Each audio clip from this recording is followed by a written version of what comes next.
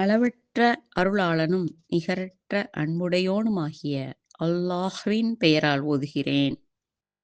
நன்மை தீமைகளைத் தெளிவாகப் பிரித்தறிவிக்கும் இவ்வேதத்தை தன் அடியார் முஹம்மது மீது இறக்கியவன் மிக்க பாக்கியமுடையவன். இது உலகத்தார் அனைவரையும் அச்சமூட்டி எச்சரிக்கை செய்வதாக இருக்கிறது. இவ்வேதத்தை அருளியவன் எத்தகையவன் என்றால், வானங்கள் பூமியின் ஆட்சி அவனுக்குரியதே. அவன் ஒரு சந்ததியை எடுத்துக் கொள்ளவும் இல்லை, அவனுடைய ஆட்சியில் அவனுக்கு ஒரு துணையும் இல்லை. அவனே அனைத்தையும் படைத்து அவற்றுக்குரிய இயற்கைத் தன்மையையும் அமைத்தவன். இவ்வாறெல்லாம் இருந்தும் இணை வைத்து வணங்குபவர்கள் அல்லாஹ் அல்லாதவற்றை தெய்வங்களாக எடுத்துக் கொண்டிருக்கிறார்கள். அவையோ அல்லாஹ்வினால் படைக்கப்பட்டவை. எதையும் அவை படைக்கவில்லை. எவ்வித நன்மை தீமையையும் தங்களுக்கு செய்து கொள்ள அவை சக்தியற்றவை. உயிர்ப்பிக்கவோ மரணிக்க வைக்கவோ உயிர் கொடுத்து எழுப்பவோ அவை சக்தி பெற மாட்டா. திருக்குர்ஆனாகிய இது பொய்யாக அவர் கற்பனை செய்து கொண்டதே தவிர வேறில்லை. இதை கற்பனை செய்வதில் வேறு மக்கள் அவருக்கு உதவி புரிகின்றனர் என்று நிராகரிப்பவர்கள் கூறுகின்றனர். ஆகவே நிராகரிப்பவர்கள் இவ்வாறு கூறுவதன் காரணமாக அவர்கள் அநியாயத்தையும் பொய்யையுமே சுமந்து கொண்டனர். இது முன்னோர்களின் கட்டுக்கதைகள். காலையிலும் மாலையிலும் இவருக்கு ஓதிக் காண்பிக்கப்படுகிறது. அதை இவர் மற்றொருவரின் உதவியைக் கொண்டு எழுதி வைக்கும்படி செய்கிறார் என்று அந்நிராகரிப்பவர்கள் கூறுகின்றனர். அதற்கு நபியே நீர் கூறுவீராக, அவ்வாறல்ல. வானங்களிலும் பூமியிலும் உள்ள இரகசியங்களை அறிந்தவன் எவனோ அவனே இதை இறக்கி வைத்தான். நீங்கள் மனம் வருந்தி அவனளவில் திரும்பினால் நிச்சயமாக அவன் உங்கள் குற்றங்களை மன்னிப்பவனாகவும் மகா கருணையுடையவனாகவும் இருக்கிறான். பின்னும் அவர்கள் கூறுகின்றனர், இந்த தூதருக்கென்ன நேர்ந்தது? அவர் நம்மைப் போலவே உணவு உண்ணுகிறார், கடைகளுக்கும் செல்கிறார். அவர் இறைவனுடைய தூதராக இருந்தால் அவருக்காக ஒரு வானவர் இறக்கி வைக்கப்பட்டிருக்க வேண்டாமா? அவ்வாறாயின் அவர் அவருடன் இருந்து கொண்டு அச்சமூட்டி எச்சரிக்கை செய்து கொண்டிருப்பாரே. அல்லது அவருக்கு ஒரு புதையல் கொடுக்கப்பட வேண்டாமா? அல்லது அவர் புசிப்பதற்கு வேண்டிய ஒரு சோலை அவருக்கு இருக்க வேண்டாமா என்று கூறுகின்றனர். இவ்வக்கிரமக்காரர்கள் நம்பிக்கையாளர்களை நோக்கி, நீங்கள் சூனியம் செய்கின்ற ஒரு மனிதரையே பின்பற்றுகிறீர்கள் என்றும் கூறுகின்றனர். ஆகவே நபியே, உம்மைப் பற்றி இவ்வக்கிரமக்காரர்கள் என்னென்ன வர்ணிப்புகள் கூறுகிறார்கள் என்பதை கவனித்துப் பார்ப்பீராக. ஆகவே இவர்கள் முற்றிலும் வழிகெட்டு விட்டார்கள். நேரான வழியை அடைய இவர்களால் முடியாது. நபியே, உமது இறைவனாகிய அவன் மிக்க பாக்கியம் உடையவன். அவன் நாடினால் இந்நிராகரிப்பவர்கள் கோரும் இவற்றைச் சொந்தமாக்கி மிக்க மேலான சொர்க்கங்களை உமக்குத் தரக்கூடியவன். அவற்றில் நீரருவிகள் தொடர்ந்து ஓடிக்கொண்டே இருக்கும். அதில் உமக்குப் பல மாட மாளிகைகளையும் அமைத்து விடுவான். உண்மையில் இவர்கள் விசாரணை காலத்தையே பொய்யாக்குகின்றனர். எவர்கள் விசாரணை காலத்தை பொய்யாக்குகிறார்களோ அவர்களுக்கு கடுமையாக பற்றி எரியும் நரகத்தைத்தான் நாம் தயார்படுத்தி வைத்திருக்கிறோம். அது இவர்களை கண்ட மாத்திரத்தில் சப்தமிட்டு ஆர்ப்பரிப்பதை இவர்கள் வெகு தூரத்திலிருந்தே செவிமடுத்துக் கொள்வார்கள். அவர்களின் கை கால்களை கட்டி அதில் மிக்க நெருக்கடியான ஓரிடத்தில் எறியப்பட்டால் துன்பத்தை தாங்க முடியாமல் மரணத்தை தரக்கூடிய அழிவையே அவர்கள் கேட்பார்கள். ஆகவே அந்நேரத்தில் அவர்களை நோக்கி, இன்றைய தினம் நீங்கள் ஓர் அழிவை மாத்திரம் கேட்காதீர்கள், பல அழிவுகளை கேட்டுக்கொள்ளுங்கள் என்று கூறப்படும். நபியே, அவர்களை நோக்கி நீர் கேட்பீராக, அந்த நரகம் மேலா அல்லது பரிசுத்தவான்களுக்கு வாக்களிக்கப்பட்ட நிலையான சொர்க்கம் மேலா? அது அவர்களுக்கு நற்கூலியாகவும் அவர்கள் சேருமிடமாகவும் இருக்கிறது. அதில் அவர்கள் விரும்பியதெல்லாம் அவர்களுக்கு கிடைக்கும். அதில் அவர்கள் என்றென்றும் தங்கிவிடுவார்கள். நபியே, இது உமது இறைவன் மீது அவனால் வாக்களிக்கப்பட்ட கடமையாக இருக்கிறது. இணை வைத்து வணங்கிய அவர்களையும் அல்லாஹுவையன்றி அவர்கள் வணங்கிக் கொண்டிருந்த தெய்வங்களையும் விசாரணைக்காக ஒன்று சேர்க்கும் நாளில் என் இவ்வடியார்களை நீங்கள் வழி கெடுத்தீர்களா அல்லது அவர்கள் தாமாகவே வழி தவறிச் சென்று விட்டனரா என்று இறைவன் கேட்பான். அதற்கு அவை இறைவனை நோக்கி, நீ மிகப் பரிசுத்தமானவன். உன்னைத் தவிர மற்றவரையும் நாங்கள் எங்களுக்கு பாதுகாவலர்களாக எடுத்துக்கொள்வது எங்களுக்குத் தகுதியல்ல. எனினும் நீதான் அவர்களுக்கும் அவர்களுடைய மூதாதைகளுக்கும் சுகபோகத்தைக் கொடுத்தாய்.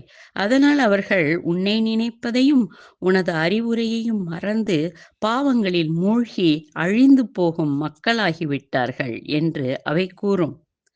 ஆகவே அந்த நிராகரிப்பவர்களை நோக்கி, உங்களை வழி கெடுத்தவை இவைதான் என்று நீங்கள் கூறியதை இவையே பொய்யாக்கிவிட்டன.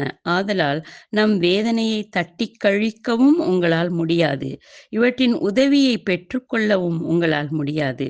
ஆகவே உங்களில் எவன் அநியாயம் செய்து கொண்டிருந்தானோ அவன் பெரும் வேதனையைச் சுவைக்கும்படி நிச்சயமாக நாம் செய்வோம் என்று கூறுவோம்.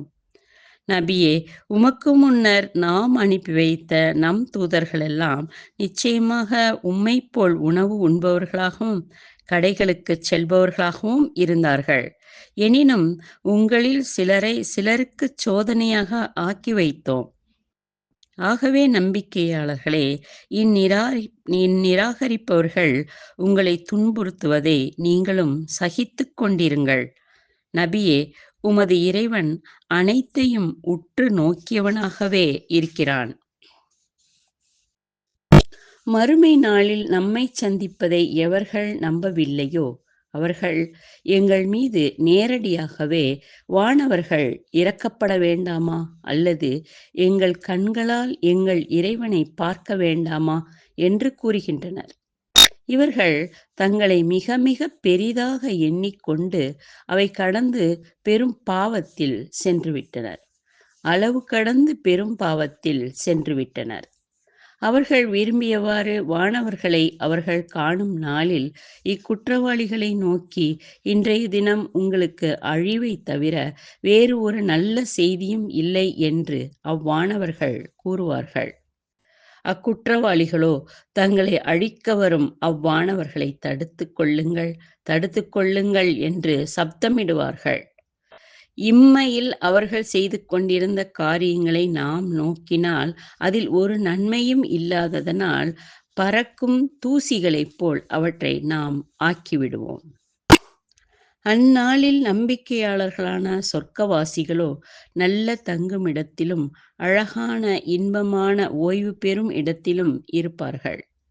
வானம் மேகங்களால் பிளக்கப்பட்டு அந்நாளில் வானவர்கள் கூட்டம் கூட்டமாக இறங்குவார்கள். அந்நாளில் உண்மையான ஆட்சி ரஹ்மான் ஒருவனுக்கே இருக்கும்.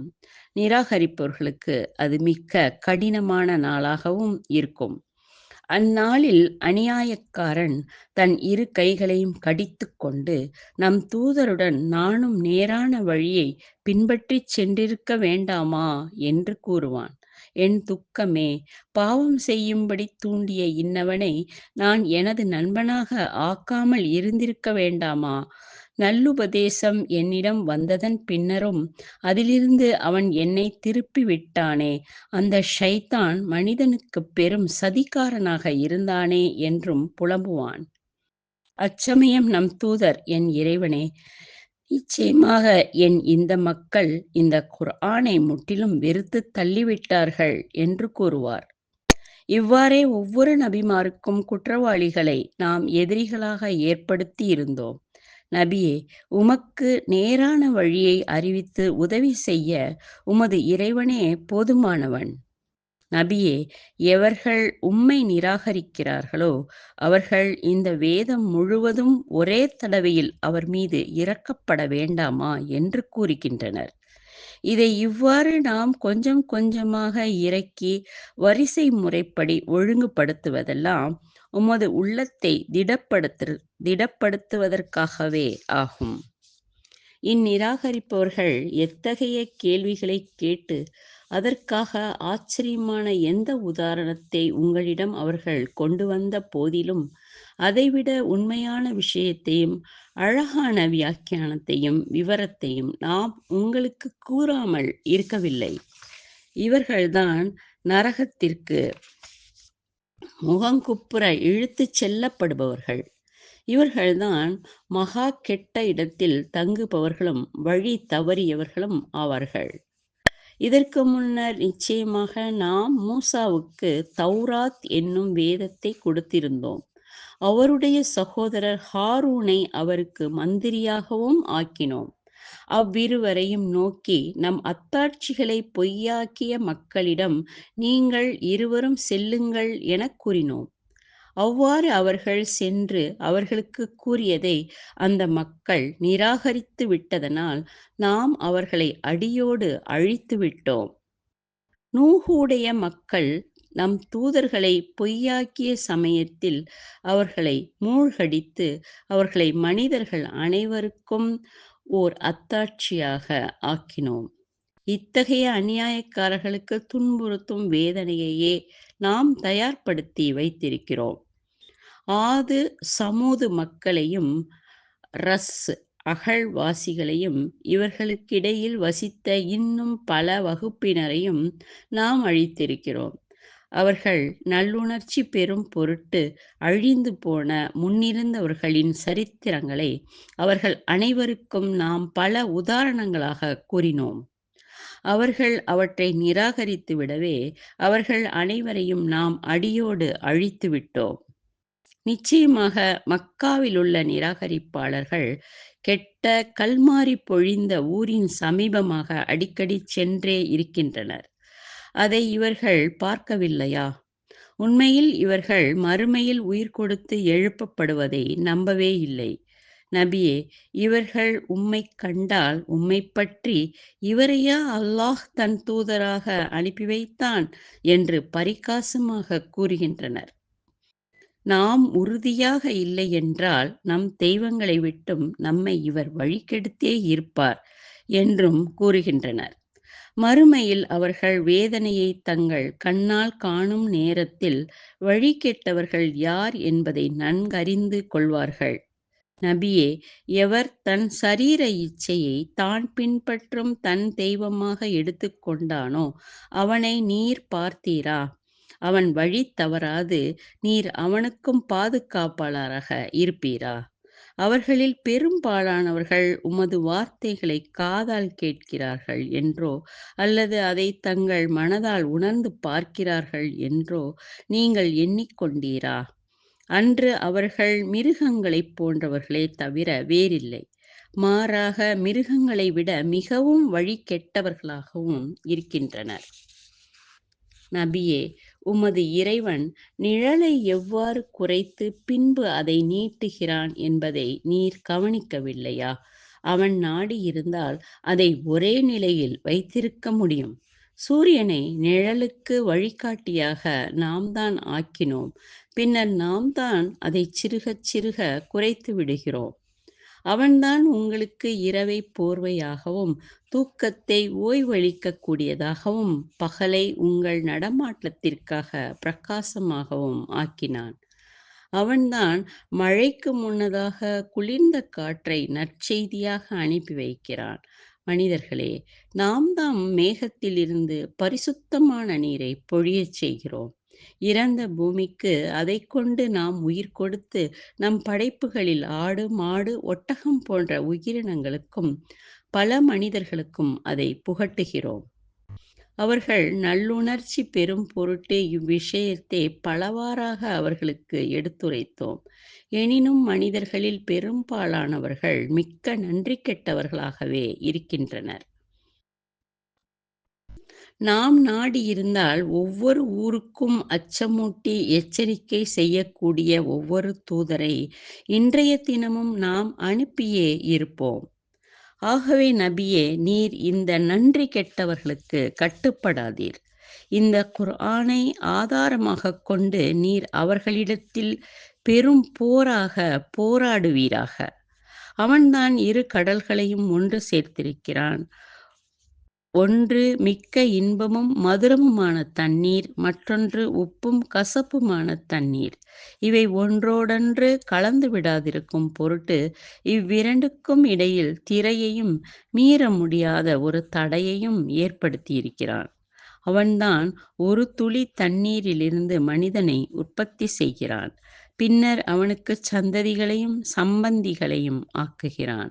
நபியே, உமது இறைவன் தான் விரும்பியவாறெல்லாம் செய்ய ஆற்றலுடையவனாகவே இருக்கிறான்.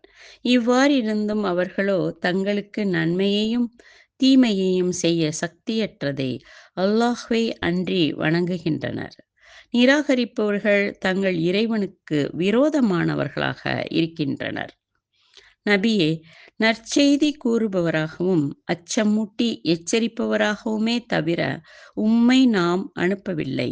அவர்களை நோக்கி, இதற்காக நான் உங்களிடம் ஒரு கூலியையும் கேட்கவில்லை. ஆயினும் எவன் தன் இறைவனின் வழியில் செல்ல விரும்புகிறானோ அவன் செல்வதை நீங்கள் தடை செய்யாமல் இருப்பதையே நான் உங்களிடம் விரும்புகிறேன் என்று நபியே கூறுவீராக. மரணமற்ற என்றும் நிரந்தரமான அல்லாஹ்வையே நீர் நம்புவீராக. அவனுடைய புகழைக் கூறி அவனை துதி செய்து வருவீராக.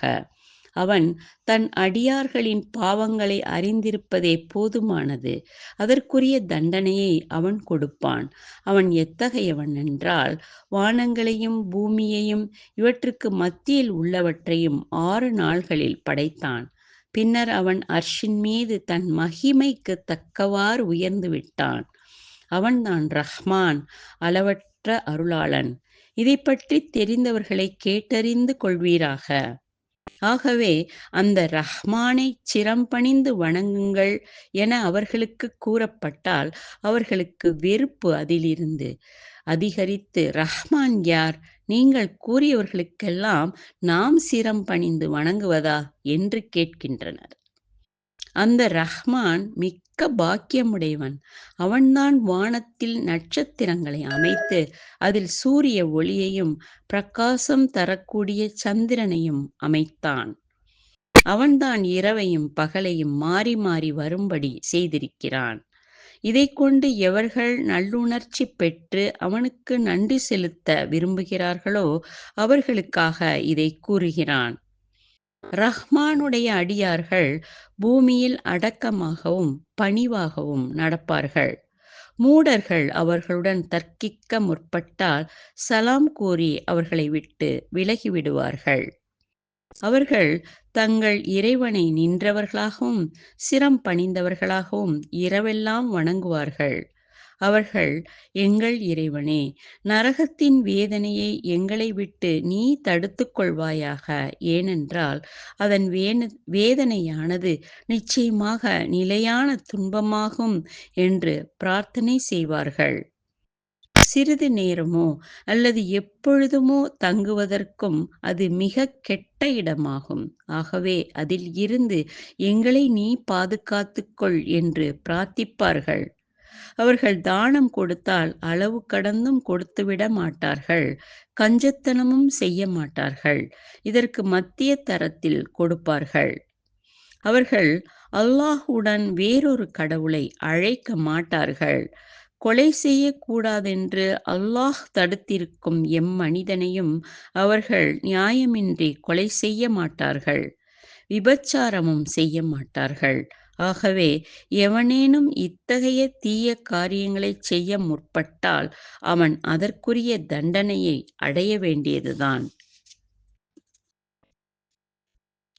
மறுமை நாளிலோ அவனுடைய வேதனை இரட்டிப்பாக ஆக்கப்பட்டு இழிவுபட்டவனாக அந்த வேதனையில் என்றென்றும் தங்கிவிடுவான். ஆயினும் அவர்களில் எவர்கள் பாவத்திலிருந்து விலகி மன்னிப்பு கோரி நம்பிக்கை கொண்டு நற்செயல்களைச் செய்கிறார்களோ அத்தகையவர்கள் முன்னர் செய்துவிட்ட பாவங்களை அல்லாஹ் மன்னிப்பது மட்டுமல்ல, அவற்றை நன்மைகளாகவும் மாற்றிவிடுகிறான். அல்லாஹ் மிக்க மன்னிப்பவனும் மகா கருணையுடையவனாகவும் இருக்கிறான். ஆகவே எவர்கள் கை சேதப்பட்டு பாவத்திலிருந்து விலகி மன்னிப்பு கோருவதுடன் நற்செயல்களைச் செய்கிறார்களோ அவர்கள் நிச்சயமாக முற்றிலும் அல்லாஹ்விடமே திரும்பி விடுகின்றனர். இன்னும் எவர்கள் பொய் சாட்சி சொல்லாமலும் வீணான காரியம் நடைபெறும் இடத்திற்குச் செல்லாமலும் ஒரு கால் அத்தகைய இடத்திற்குச் செல்லும்படி ஏற்பட்டு விட்ட போதிலும் அதில் சம்பந்தப்படாது கண்ணியமான முறையில் அதை கடந்து சென்று விடுகிறார்களோ அவர்களும், இன்னும் எவர்கள் தங்கள் இறைவனின் வசனங்கள் ஓதிக் காண்பிக்கப்பட்டால் குருடர்களைப் போலும் செவிடர்களைப் போலும் அதன் மீது அடித்து விழாமல் அதை முற்றிலும் நன்குணர்ந்து கொள்வதுடன் அதன்படி செயல்படுகிறார்களோ அவர்களும், மேலும் எவர்கள் எங்கள் இறைவனே, எங்கள் மனைவிகளையும் எங்கள் மக்களையும் எங்களுக்கு கண் குளிர்ச்சியாக்கி வைத்தருள்வாயாக, இறையச்சம் உள்ளவர்களுக்கு வழிகாட்டியாகவும் எங்களை நீ ஆக்குவாயாக என்று பிரார்த்திப்பார்களோ அவர்களும் ஆகிய இத்தகையவர்களுக்கு அவர்கள் பல நல்ல காரியங்களை செய்திருப்பதுடன் அவற்றைச் செய்யும்போது ஏற்பட்ட சிரமங்களை சகித்து கொண்டதன் காரணமாக உயர்ந்த மாளிகைகள் மறுமையில் கொடுக்கப்படும். சலாம் உண்டாவதாக என்று போற்றி அதில் அவர்கள் வரவேற்கப்படுவார்கள். என்றென்றும் அதில் தங்கிவிடுவார்கள். சிறிது நேரம் தங்குவதாயினும் சரி, என்றென்றும் தங்குவதாயினும் சரி, அது மிக்க நல்ல அழகான தங்குமிடம் ஆகும். நபியே கூறுவீராக, நீங்கள் என் இறைவனைக் கெஞ்சிப் பிரார்த்தனை செய்யாவிடில் அதற்காக அவன் உங்களைப் பொருட்படுத்த மாட்டான். ஏனென்றால் நீங்கள் அவனுடைய வசனங்களை நிச்சயமாகப் பொய்யாக்கிக் கொண்டே இருக்கிறீர்கள். ஆகவே அவன் வேதனை உங்களைக் கண்டிப்பாகப் பிடித்தே தீரும்.